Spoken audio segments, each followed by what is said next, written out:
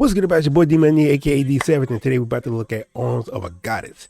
Now, this is the Llama Arts production, and y'all know it's been a minute since I actually did a Llama Arts, and I couldn't wait to actually do this one. It's been a while, so I think I'll go ahead and get back into the roast and go ahead and pop and see what's good with it. So without further ado, let's get it. Let's go.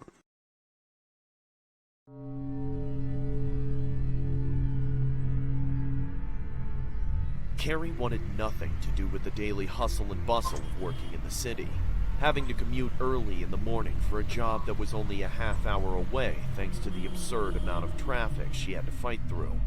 To make matters worse, she was undeniably beautiful, with her shining blue eyes and vibrant red hair that seemed to ignite whenever it went under direct light. In the city, that made her a high-priority target for catcalling and being followed around by less than well-intentioned fellows. Eventually, she could no longer deal with these issues, and so decided to quit her job and do what she loved to do the most: write. Thankfully, she had a sizable amount of money saved up and a good chunk of savings that allowed her to live comfortably for at least a year. In other words, she had 1 year to make it big as a writer, or she was screwed. Not wanting to live in the city anymore, she also moved out. One thing, why every time just because you're a writer you have to go out in the woods? Why? Just answer me that. Answer that question for me. I'm just trying to find out. To the woods, opting to purchase a relatively small yet cozy cabin. Her family was understandably upset by this turn of events, but she did not mind their frustrations. What was Then you go done in the woods alone. was done, as she told them. The first few weeks out there was a great success for her, at least in her mind. She wrote thousands of words every day for short stories, and even a big novel she had planned. In between her writing binges, she would take walks around her property, soaking in the sweet and natural scents that the outside world had to offer, taking inspiration from the earth around her and the occasional occurrence of a small forest critter that brought her joy. One day, however, when she was on one of her walks and a few miles away from her cabin, she encountered something odd. Beneath one of the pine trails she often frequented was a rather arcane-looking skull that brought her a great deal of concern and confusion. She knelt down to inspect it and cocked an eyebrow as she looked it over. By all measurements, it looked like a normal skull of a deer, complete with antlers. That ain't normal. There were two that skull is not normal in no way, shape, or form. The first was that there were two small horns that protruded just above where the forehead would be. And the second was that just below where its eye sockets were another set of eyes that were about the size of a human's. Hoping that it was just some cruel trick or some artistic creation and some abomination, she decided to pick it up and find out for herself. Upon touching the skull, she instantly felt a deep sensation of dread surge throughout her body. Don't touch that. Making her feel sick. Carrie backed away from it in a hurry and eyed it frightfully. Too late, you already infected with whatever just happened. They already spotted you. Back to her cabin, all the while trying to ignore the feeling of being watched as she did so. As soon as she arrived home, she slammed the door behind her and locked it. She then closed her blinds and peeked outside through them to try and see if there was actually someone there, or if her mind was just playing tricks on her. When nothing happened after a few minutes, she slumped down onto her couch and sighed in relief, chalking the situation up to just being isolated from others for an extended period of time. That night, as she was writing, she was interrupted by the loud grunting of a deer. She chuckled, thinking it was just some buck making its way through the area. Her hands froze in fear when a cacophony of grunts piped up one after another. Quickly, she turned off all the lights inside, grabbed a knife from the kitchen, One, you should never turn the lights on. That's number one. God that there was just a herd of deer outside. To her complete and utter dismay, she was wrong. Your ass, Mr. Postman. Standing in front of her cabin, about 10 yards away, right there, stood that three right there's the reason why I said that. wearing long black cloaks.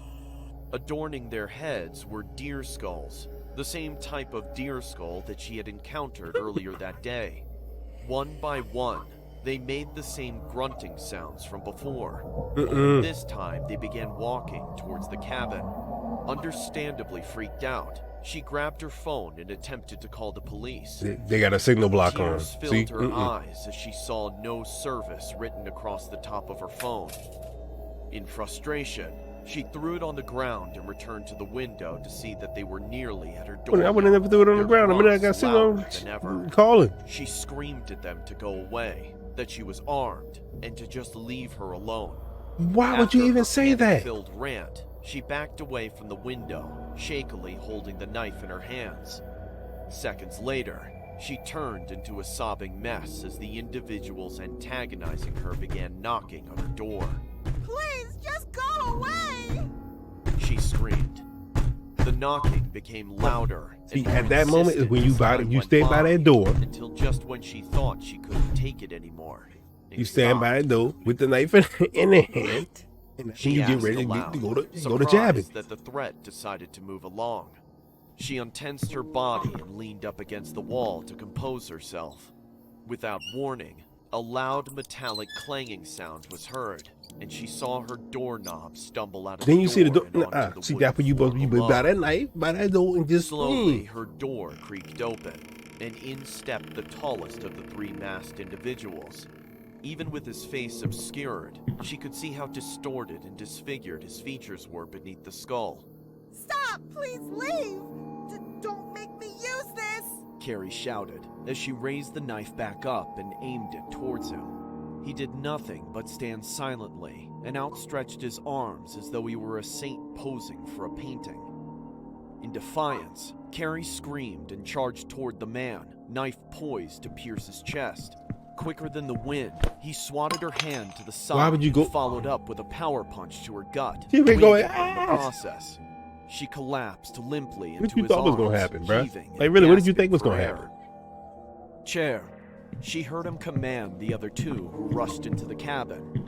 Taking a chair from her dining table, they set it in the middle of the room, and Carrie was gingerly seated in it. Defenseless and weak, she whispered for them to take whatever they wanted, but to just leave her alone as they proceeded to strap her down with twine. See, that's why I would have The never got rid of that goddess phone. despises material goods. Because the minute the signal come back up, Has no beep, such need for such petty items. What she seeks is beauty, and the ability to create beauty. You're a writer, yes? Surely you know what I mean. How do you know I'm a writer? Because the goddess led you to us, my dear. I don't understand. Carrie muttered as she looked between the three men. Sculptures, paintings, pottery, buildings, books, shrines, all created with the arms of talented individuals. You should feel blessed. Carrie squinted her eyes at him, completely bewildered at the situation. Why are you here? She says you have lovely arms, Carrie. Excuse me? you close your breath. Tears Your breath returned gotta to be her humming. eyes as her stomach sank. So much potential not yet used. This is what she desires, and you have exactly that.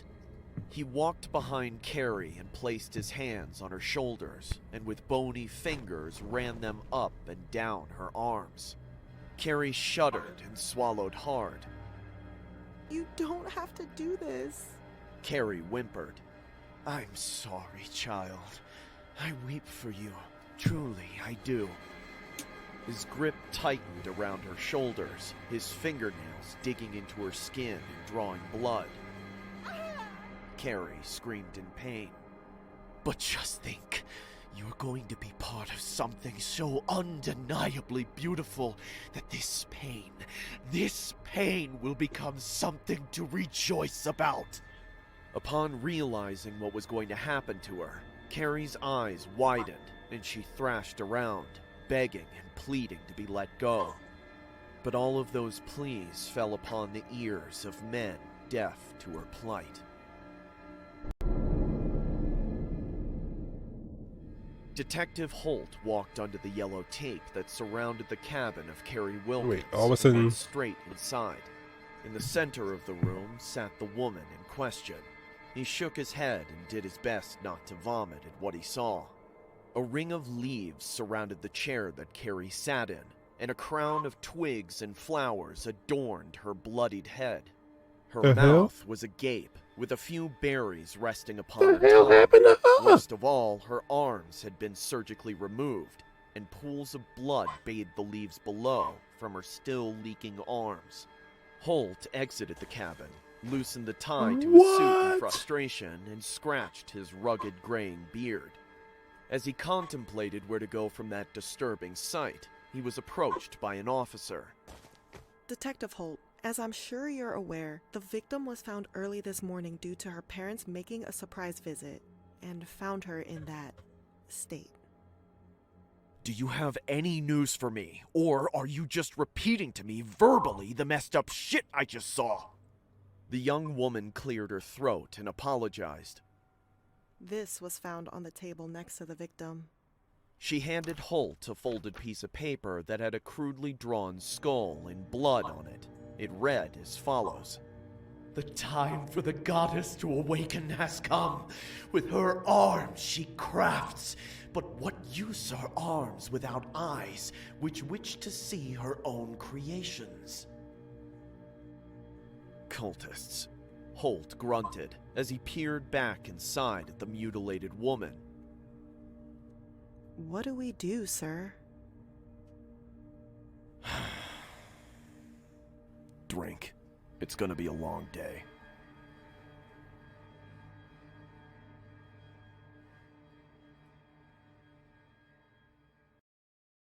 Bruh. That shit was creepy and crazy. Like, you literally, first of all, anytime you see any skull, why the hell would you touch it? I don't touch jack. I see a skull there, it's gonna stay there. Why would you touch it in the first place? But why would you, why would you in the first place cut your lights off? Just why? The purpose of you keeping your lights on is to let people know that somebody's in the house. Don't cut them off and then make it even more of a danger for yourself. Then on top of that, you're gonna announce that you even have a weapon. You don't announce that you got it. I ain't announcing jack. You're gonna find out when you get when you get hit with that knife. Then you're gonna find out that what I got in my hand. Other than that, I'm not telling you I got a damn thing. That's number one. Like, that's off the bat. So, and again, I go to reiterate, why in the first place is it that every writer has to go to the woods to write? Like, you can't write in the comfort of your own home doing the same thing you're going to do at home. Sit there on your computer in quietness, drinking wine while you think. You can do the same thing at home. Just say. I mean, I get you want to get away from the city. That's fine. Get a hotel. Not the cabin in the woods. And even if you are going to go in the cabin in the woods, don't touch shit. Like I said, if you see a skull there, let that mother be. You ain't no telling what they got on it or what didn't happen or anything, because your DNA is now on that doggone skull if anything happens. So, like, really, why? Just why? Like, make it make sense to me. But anyway, I'm gonna go ahead and end it right there. I wanted to apologize that y'all haven't seen a video up in the past couple of days. I've been a little under the weather, so that's why you haven't seen anything up.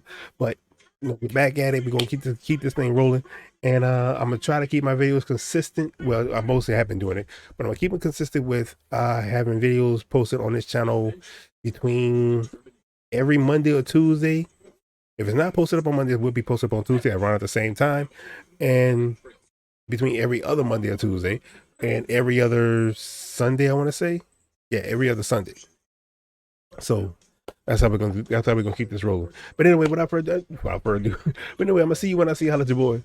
Peace.